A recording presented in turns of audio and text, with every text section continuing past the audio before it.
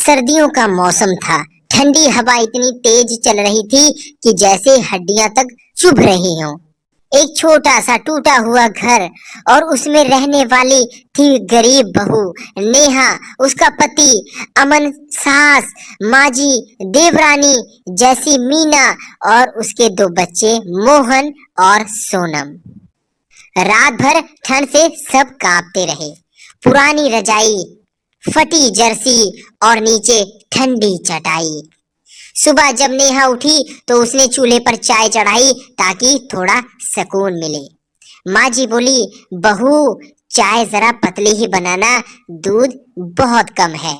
नेहा बोली, हाँ माँ जी, घर में सिर्फ इतना ही है, मैं संभाल लूंगी। घर में आटा दाल चावल सब कम हो चुका था। नेहा ने बच्चों को टिफिन में जो भी बचा था दे दिया। स्कूल में जब टिफिन खुला तो बच्चों का दिल टूट गया।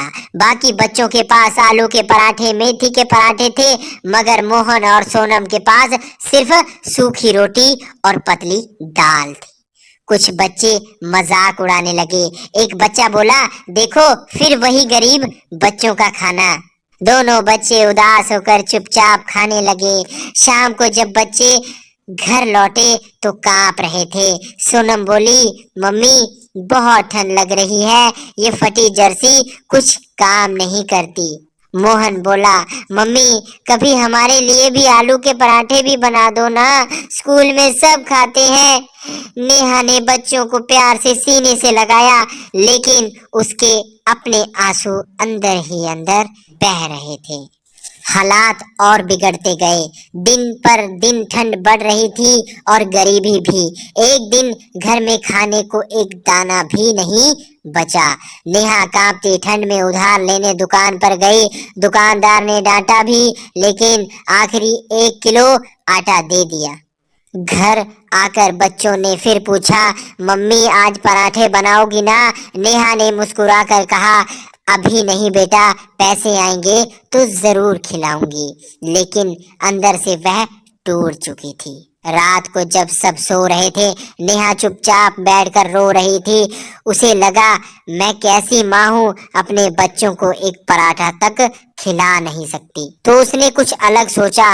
अगले दिन बाजार से गुजरते हुए उसे एक ढाबे में इश्तहार दिखा, रसोइये की जरूरत है। फिर नेहा ने हिम्मत जुटाई, ढाबे की मालकिन किरण से बात की। किरण ने कहा, पहले काम करके दिखाओ, अच्छा किया तो नौकरी पक्की।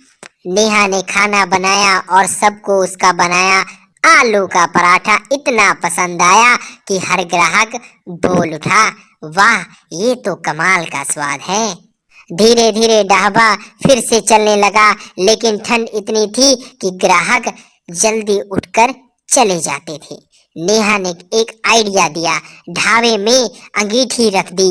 अब लोग आराम से बैठकर खाने लगे। किरण खुश हो गई, लेकिन फिर एक नई परेशानी आई। मुकाबला शुरू हुआ।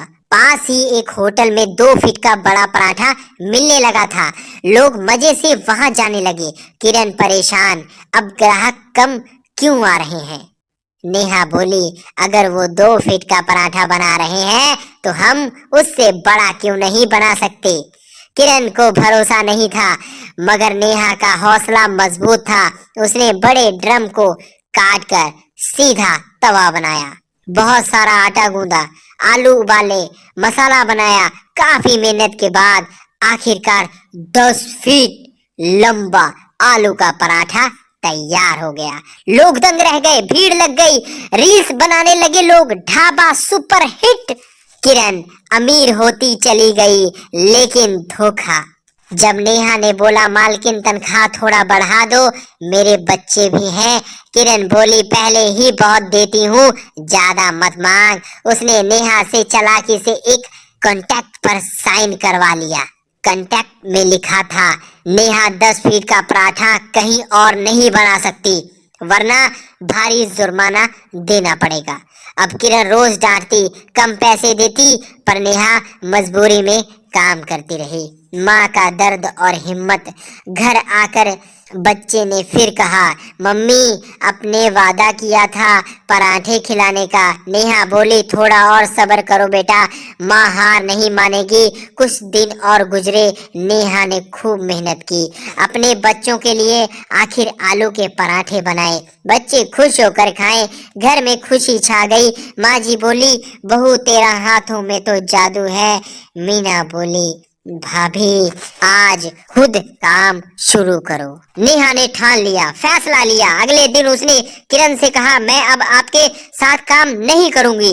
किरण हंस पड़ी, जा तुझे कुछ नहीं मिलेगा। कांटेक्ट किया भूल गई क्या? नेहा बोली, कांटेक्ट तुम्हारे ढाबे से बांध सकता है, मेरी हिम्मत से नहीं। नेहा बाहर निकली, अपने घर के छोटे से आंगन में तवा लगाया, 10 फीट का पराठा बनाया। लोग जुटने लगे, वीडियो बने।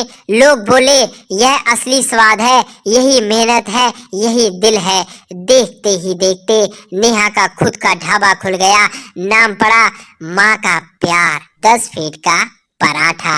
और आज उसका परिवार खुश है। बच्चे गर्व से कहते हैं, ये हमारी मम्मी हार नहीं मानती। तो दोस्तों, आखिरी में बस यही कहना चाहूंगा, गरीबी बड़ी नहीं, हिम्मत बड़ी होती है। मेहनत कभी बेकार नहीं जाती, जो माँ ठान ले वो दुनिया बदल देती है। तो दोस्तों, आज की कहानी आपको कैसी लगी? ठंड में ऐसी कहानी अपने परिवार वालों को जरूर शेयर करो, और अपना नाम कमेंट में जरूर लिखो।